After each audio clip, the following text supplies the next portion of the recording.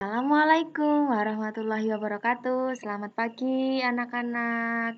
Hari ini kita akan belajar tentang sejarah Indonesia lagi ya. Kita akan belajar IPS. Kita akan melanjutkan pembelajaran mempertahankan kemerdekaan Indonesia. Kalau kemarin kalian belajar peristiwa mengapa Indonesia bisa merdeka. Ya kan? Setelah ada proklamasi, kemudian Indonesia merdeka. Nah, setelah Indonesia merdeka, itu tidak serta-merta kita bebas. Kita langsung bebas. Tapi karena kita sudah lama banget dijajah, maka setelah merdeka pun Indonesia itu ada banyak sekali gangguan dari asing, ya. Nah, akan kita pelajari bagaimana Indonesia bisa mempertahankan kemerdekaan sampai detik ini. Nah, namun sebelum kita belajar, marilah kita berdoa terlebih dahulu agar apa yang kita pelajari dapat bermanfaat. Berdoa dimulai. Selesai. Oke, anak-anak siapkan dulu buku tema 2, LKS tema 2, buku tulis, dan juga alat tulis. Terlebih lagi jangan lupa sarapan ya, karena hari ini Bu Guru akan mendongeng. Nah, anak-anak siap-siap untuk mendengarkan ya. Yang pertama, awal mula terjadi perlawanan setelah kemerdekaan Indonesia. Indonesia merdeka tanggal berapa anak-anak? Ya, tanggal 17 Agustus 1945. Setelah Indonesia merdeka, tidak serta-merta kita bebas. Namun, kita harus tetap berjuang untuk mempertahankan kemerdekaan. Nah, awal mula terjadinya perlawanan. Oke, kita baca. Setelah proklamasi kemerdekaan Indonesia tanggal 17 Agustus 1945, bangsa Indonesia masih harus terus berjuang untuk mempertahankan kemerdekaan Indonesia dari gangguan bangsa asing yang datang. Nah, cerita awalnya seperti ini. Bu Rima pernah mengatakan Jepang dibom oleh sekutu. Sekutu itu Amerika. Ya, kota yang dibom Hiroshima dan Nagasaki. Akhirnya Jepang menyerah, ya kan? Akhirnya Jepang menyerah, yang berdalih untuk menarik simpati masyarakat Indonesia. Jepang memberikan kemerdekaan untuk Indonesia. Nah, jadi setelah Jepang mengaku kalah dalam perang Pasifik dan mengaku menyerah kepada sekutu siapa? Amerika. Daerah bekas jajahan Jepang diambil alih oleh sekutu termasuk Indonesia. Ya, jadi sekutu mengebom Jepang. Jepang akhirnya kalah. Ya kan? Kalah dari sekutu. Nah, akhirnya sekutu itu mengambil alih daerah jajahan Jepang. Salah satunya Indonesia. Nah, Indonesia waktu itu sudah merdeka, ya. Nah, untuk mengambil alih kekuasaan tersebut, sekutu mendarat di berbagai daerah Pulau Jawa.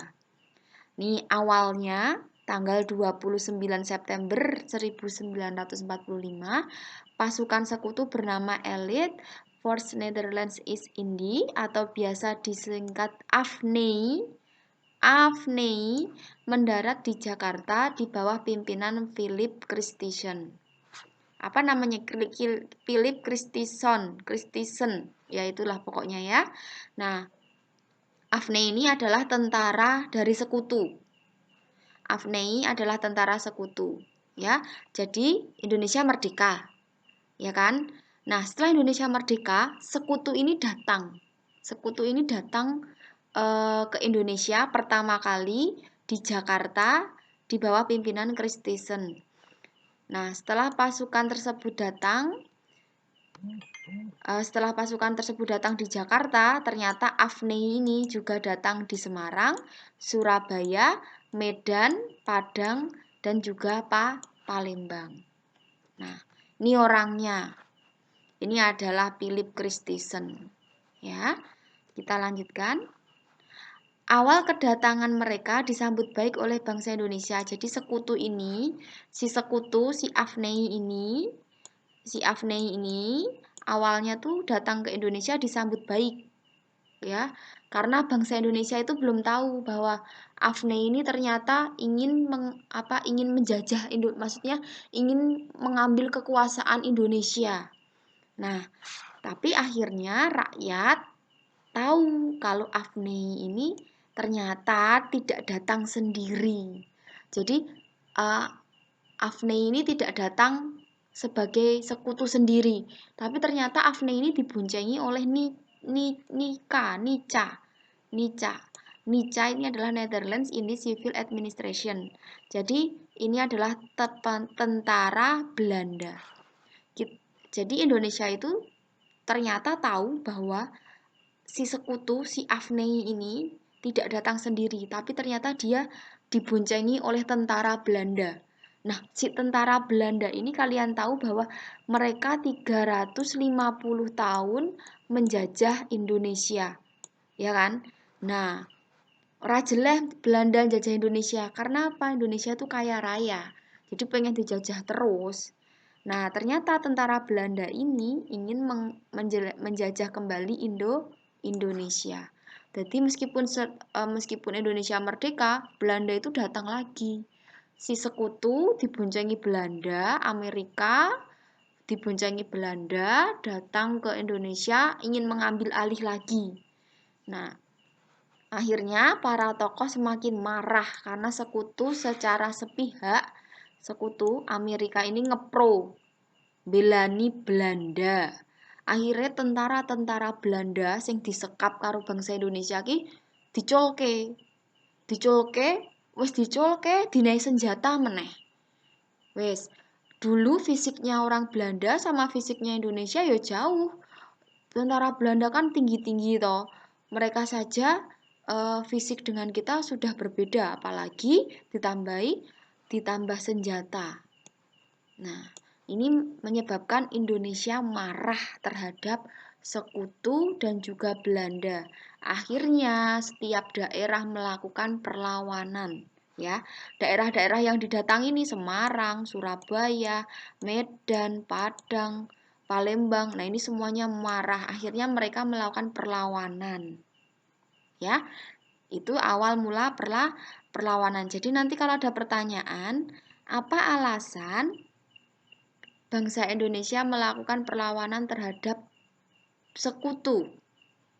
Karena sekutu ingin mengambil alih kekuasaan bangsa Indonesia. Yang kedua, sekutu secara sepihak membebaskan tawanan perang Belanda dan mempersenjatainya. Jadi tentara Belanda dibebaske, terus wis dibebaske dinai senjata. Tinggu apa? Tinggu jajah Indonesia meneh. Yang ketiga, Indonesia marah karena ternyata sekutu diboncengi oleh Nica yang ingin menjajah kembali Indonesia. Jadi kalau ada pertanyaan, tentara Belanda yang ikut datang ke Indonesia namanya apa? Nica. Kalau tentara sekutu yang datang diboncengi oleh Nica namanya apa? Afnei. Gitu ya. Nah, kalian bisa baca lagi nih di LKS ada. LKS halaman 38 ya. Kalau masih belum paham, kita lanjut. Nah, upaya mempertahankan kemerdekaan Indonesia itu ada dua. Yang pertama itu pertempuran. Yang tadi pertempuran itu perlawanan menggunakan senjata. Jadi ya senjata yang gue tembak, yang gue meriam. Nah, terus perlawanan dilakukan di setiap daerah. Tadi kan sekutu datang ke Semarang, Surabaya, Padang, Bandung, dan lain-lain kan. Nah, itu semua melakukan perlawanan. Nah, ini adalah gambar dari perlawanan pertempuran Bandung Lautan Api. Nah, kenapa disebut Bandung Lautan Api? Nah, nanti kalian bisa baca sendiri bagaimana kota Bandung dibakar, apa alasannya. Nah, jadi seperti ini, kalian nanti bisa baca sendiri. Kemudian ini adalah meriam yang tadi Bu Guru katakan, perlawanan menggunakan senjata, ini meriam. Ya. Terus sekarang yang kedua yang akan kita bahas pertemuan selanjutnya yaitu diplomasi. Diplomasi adalah perlawanan melalui jalur perundingan. Jadi lewat rapat perundingan ini perjanjian. Nah, ada apa saja? Bu Rima berikan gambaran, ini adalah KMB. KMB itu adalah konferensi meja bundar. Nah, kenapa disebut meja bundar? Nah, ini bentuknya bundar. Nah, ini adalah melalui perundingan. Contoh yang lain perundingan. Nah, ini adalah perjanjian Renville. Ini kita bahas pertemuan selanjutnya ya. Jadi perundingan Renville itu terjadi di kapal. Kapalnya namanya Renville, makanya namanya perjanjian Renville. Nah, khusus pertemuan kali ini kita akan bahas ini ya. Jadi mempertahankan kemerdekaan Indonesia dengan cara pertempuran. Oke. Nah, pertempuran ada berapa? Perlawanan melalui pertempuran ada 7. Yang pertama pertempuran Surabaya, yang kedua pertempuran Ambarawa, yang ketiga Bandung Lautan Api, yang keempat perang Puputan Bali. Berarti dia di Bali, ini di Bandung, ini di Ambarawa, ini daerah Semarang, masuk Kabupaten Semarang, ini di Surabaya, nah ini di Medan, nah agresi militer. Ada nanti agresi militer. Ya, jadi pertempurannya yang kita pelajari ada 7. Ya, itu pengantar dari Bu Guru agar kalian paham kenapa ada pertempuran setelah kita merdeka, kenapa masih bertempur. Nah, itu alasannya tadi di awal sudah ada ya alasannya. Nah, sekarang langsung masuk tugas pada pertemuan kali ini. Yang pertama, sebutkan 2 alasan awal mengapa Indonesia melakukan perlawanan terhadap bangsa asing. Tadi di awal sudah Bu Guru katakan ya tadi ya, kalian cari aja yang di slide awal tadi. Kemudian yang kedua, buatlah ringkasan di buku tulismu dengan materi upaya mempertahankan kemerdekaan Indonesia melalui pertempuran di bawah ini. Pertempurannya ada 7. Di mana kalian bisa mendapatkannya?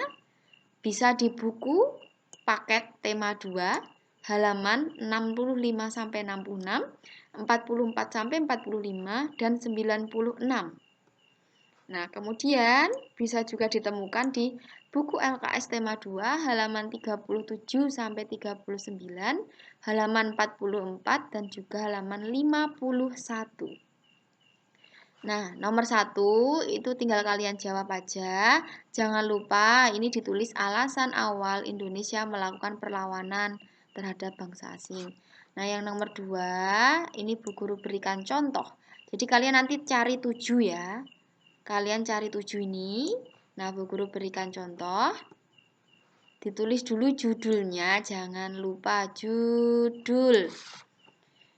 Nah, dibuat tabel, nomor, nama pertempuran, tanggal terjadi pertempuran, pemimpin dari daerah, pemimpin dari bangsa asing, alasan Indonesia melakukan pertempuran pada tiap daerah, akhir dari pertempuran.